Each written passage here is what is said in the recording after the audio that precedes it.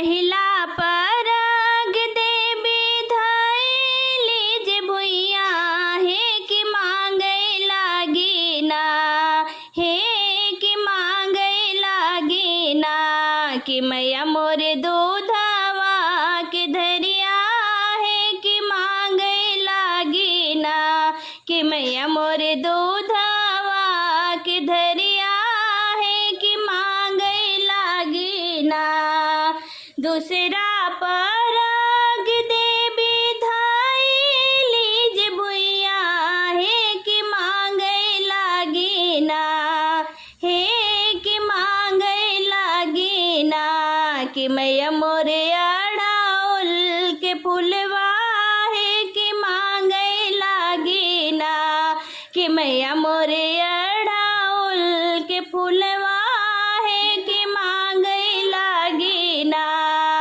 तीसरा परग देवी धइली जे भुइया है कि मांगे लागी ना, हे कि मांगे लागी ना, कि मैया मोरी लौंगे के फूलवा है कि मांगे लागी ना, कि मैया मोरी लौंगे के फूलवा है कि मांगे लागी ना।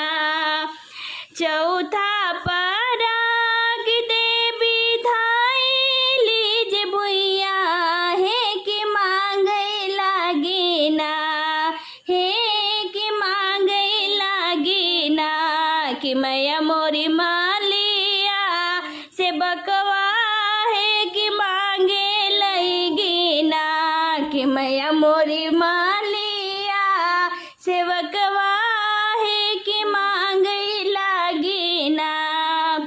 पांचवा परग देवी धइली जे भुइया है कि मांगे लागी ना।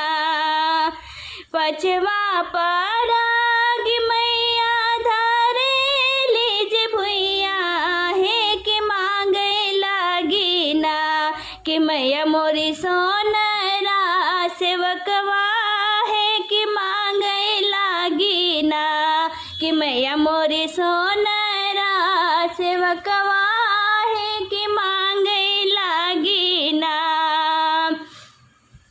छठवा परग मैया धइली जे भुइया है कि मांगे लागी ना, हे कि मांगे लागी ना, कि मैया मोरी कहारा सोनरवा हो कि मांगे लागी ना, कि मैया मोरी कहारा सेवकवा हो कि मांगे लागी ना, कि मैया मोरी कलसा के पनिया हो कि मांगे लागी ना।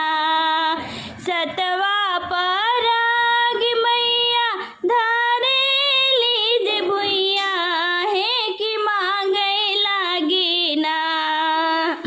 सतवा परग मैया धइली जे भुइया है कि मांगे लागी ना, कि मैया मोरी लाल की चुनरिया है कि मांगे लागी ना, कि मैया मोरी लाल की चुनरिया है कि मांगे लागी ना।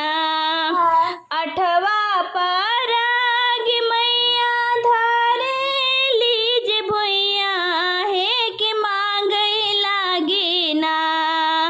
आठवा परग मैया धइली जे भुइया है कि मांगे लागी ना, कि मैया मोरे अहिरा सेवकवा है कि मांगे लागी ना, कि मैया मोरे अहिरा सेवकवा हो कि मांगे लागी ना, कि मैया मोरे गैया के घियना है कि मांगे लागी ना।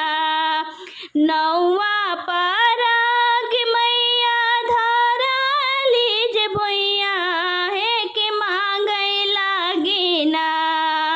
नौवा पर